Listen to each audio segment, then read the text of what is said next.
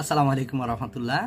প্রিয় ভিউয়ার্স, আমার প্রিয় দিনদার ইমানদার মুসলমান ভাই বোনেরা, সবাইকে আমাদের এমআরএস টিভি 12 চ্যানেলের পক্ষ থেকে শুভেচ্ছা অভিনন্দন জানাচ্ছি।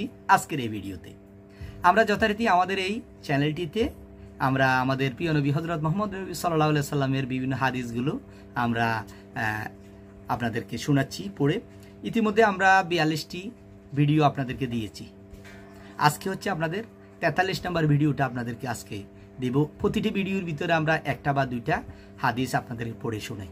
আমি হাদিসটি পড়ছি আমি আমলের নিয়তে, আপনারাও শুনবেন আমলের নিয়তে, এবং অন্যকে হাদিসটি আমি আমার জীবনে বাস্তবায়ন করব, আমার জীবনে আমল করব, এবং আমার প্রতিবেশী ভাই বন্ধুদেরকে আমি দাওয়াত দেবো এই হাদিস আলোকে। এই অনুযায়ী আমাদেরকে শুনতে হবে এবং পড়তে হবে। আসেন আমরা হাদিসটি পড়ি, আশা করি আপনাদের ভালো লাগবে। বিসমিল্লাহির রহমানির রহিম। হযরত আবু যার রাদিয়াল্লাহু তাআলা আনহু থেকে বর্ণিত আছে যে রাসূলুল্লাহ সাল্লাল্লাহু আলাইহি ওয়াসাল্লাম ইরশাদ করিয়াছেন, নিঃসন্দেহে ওই ব্যক্তি সফলতা লাভ করিয়াছে। রাসূলুল্লাহ সাল্লাল্লাহু আলাইহি ওয়াসাল্লাম ইরশাদ করিয়াছেন, নিঃসন্দেহে ওই ব্যক্তি সফলতা লাভ করিয়াছে যে নিজের অন্তরকে ঈমানের জন্য খালেস করিয়াছে। যে ব্যক্তি ঈমানের জন্য খালেস করিয়াছে, কি অন্তরকে, তার অন্তরকে ঈমানের জন্য খালেস করিয়াছে এবং নিজের অন্তরকে কুফর ও শিরিক হইতে পবিত্র করিয়াছে। যে ব্যক্তি তার অন্তরকে খালিস নিয়তে ঈমানের জন্য করিয়াছে এবং নিজের অন্তরকে কুফর এবং শিরিক হইতে পবিত্রতা করিয়াছে, নিজের জবানকে সত্যবাদী রাখিয়াছে। নিজের জবানকে সত্যবাদী রাখিয়াছে, কখনো সে মিথ্যা কথা বলে নাই। তার কাজে কর্মে, ব্যবসায়, চাকরিতে, সে যে কাজই করুক না কেন কখনো সে মিথ্যা কথা বলে নাই, সত্যবাদীর উপরে থেকেছে। যত বিপদ আসুক, যত কিছু হোক, সে সত্যবাদিতা, সে সত্য কথাই বলেছে। নিজেকে সত্যবাদী রাখিয়াছে, নিজের নফসকে প্রশান্ত করিয়াছে, নিজের অন্তরকে নফসকে সে প্রশান্ত রাখিয়াছে। অর্থাৎ আল্লাহ তাআলার স্মরণ ও তাহার মর্জি মতো চলার দ্বারা নফস শান্তি লাভ করে। তাহলে নফস বলতে বোঝাচ্ছে এখানে আল্লাহ তাআলার সন্তুষ্টি অর্জনের জন্য। আল্লাহ তাআলা যেভাবে বলেছেন, রাসূল সাল্লাল্লাহু আলাইহি সাল্লাম যেভাবে বলেছেন, আল্লাহ এবং আল্লাহর রাসূলের নির্দেশ মতে যে জীবন পরিচালিত করেছে, এটা হচ্ছে নফস। নফস চাইবে সবসময় আপনি খারাপ কাজ করুন, মন্দ কাজ করুন, মানুষের ক্ষতি করুন, মিথ্যা কথা বলুন। এই নফসে না চলে কিভাবে চলেছেন, আল্লাহর রাসূল যেভাবে বলেছেন, যেভাবে নির্দেশ দিয়েছেন, ওই অনুযায়ী নিজের জীবনটা বাস্তবায়ন করেছেন, সত্যের উপরে প্রতিষ্ঠিত থেকেছেন, তার অন্তর থেকে কুফর এবং শিরিককে দূর করেছেন এবং ঈমানকে খালেস করেছেন। আল্লাহ যে এক, আল্লাহ ছাড়া কোনো মাবুদ নাই, রাসূলুল্লাহ সাল্লাল্লাহু আলাইহি সাল্লাম আল্লাহর প্রেরিত রাসূল, এটা মনে প্রাণে বিশ্বাস করেছে। বিশ্বাস করে তার জীবনটা বাস্তবায়ন করেছে, আল্লাহর মর্জি মতো জীবন পরিচালিত করেছেন। আল্লাহ যেভাবে বলেছেন, নিজের মর্জি মতো চলাফেরা করেন নাই, নিজের নফসের নির্দেশনা অনুযায়ী চলেন নাই। নফস তো অনেক কিছু চাইবে, সেদিকে আমি যাইব না। আমার আল্লাহ কি বলেছেন, আমার আল্লাহ রাসূল কি বলেছেন, সে অনুযায়ী আমল করেছেন, কাজ করেছেন, তার জীবনটা পরিচালিত করেছেন। নিজের স্বভাবকে ঠিক রাখিয়াছেন। স্বভাব বলতে বোঝাচ্ছি বন্ধ পথে চলে নাই, খারাপ পথে চলে নাই, সমাজের কোনো অসামাজিক কার্যকলাপে সে জড়িত হয় নাই, তাকে কেউ জড়িত করতে পারে নাই।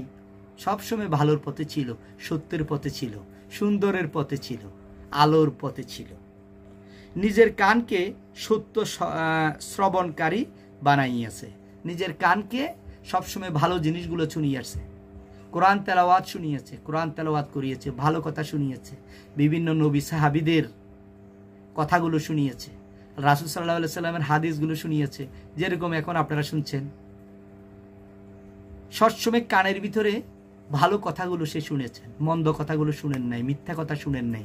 যেখানে কোরআনের কথা হয়েছে ওখানে সে শুনেছে, যেখানে হাদিসের কথা হয়েছে এটা শুনেছে, যেখানে ভালো কথা হয়েছে এগুলা শুনেছে। এক কথা হচ্ছে সকল ভালো কাজ, সুন্দর কাজ, আল্লাহ এবং আল্লাহর রাসূলের দিক নির্দেশনাগুলো সে কানে শ্রবণ করেছে, কানে শুনেছে।